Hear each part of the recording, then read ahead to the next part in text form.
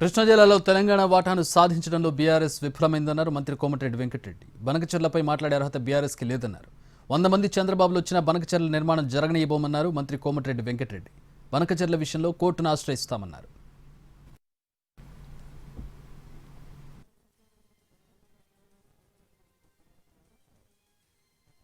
గోదావరి మీద కట్టనిచ్చే ప్రసక్తే లేదు.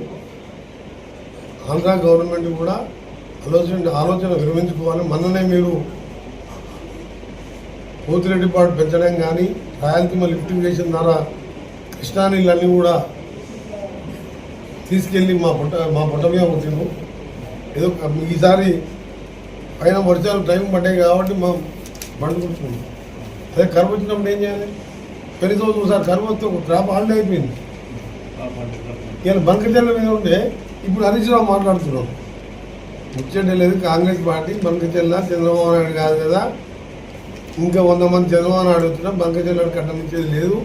కోర్టుకు పోతున్నాం, కేంద్రం మీద ఒత్తిడి తీసుకొస్తాం, ఏం చేయాలో అది చేస్తాం. మేము ఉత్తమ్ రెడ్డి గారు వస్తున్నాం, దానికి సంబంధించిన వాళ్ళని